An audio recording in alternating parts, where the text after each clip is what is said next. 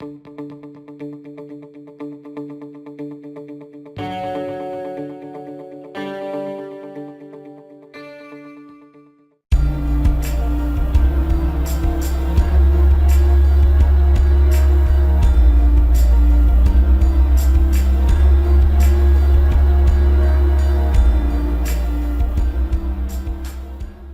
first thing you need to know is that the Scrambler costs $13,000, making it a significant $2,095 cheaper than the R nineT. Obviously, some cost-cutting measures were implemented to make this happen, and we'll look at those more in detail in a moment. The second thing you should know is that I'm a BMW fanboy. In the last few years I've used the K75C, R1100S, K1200R, and R1150GS as daily riders. I think the R nineT is beautiful, and while I personally have not yet had a chance to ride one, it's been well received by reviewers and consumers.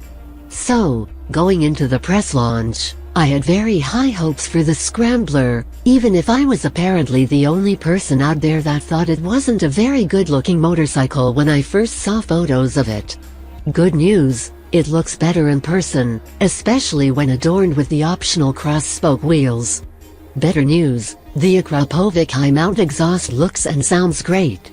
It's a little silly to get excited about the extra clearance of a high-mount exhaust when the headers are one of the lowest parts of the bike, but remember, form over function.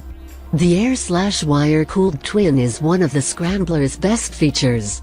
It produces 110 horsepower and 86 pound-feet of torque, instantly putting it above everything else in the category.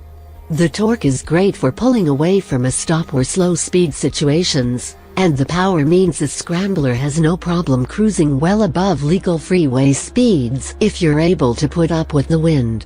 Not once was I begging for more power at any point during the ride. The Boxer twin engine is a good match from a personality standpoint, too. At idle it shakes, and blipping the throttle in neutral gives you the characteristic BMW Boxer pull to the right. It's like a dog tugging at its leash, it wants to go.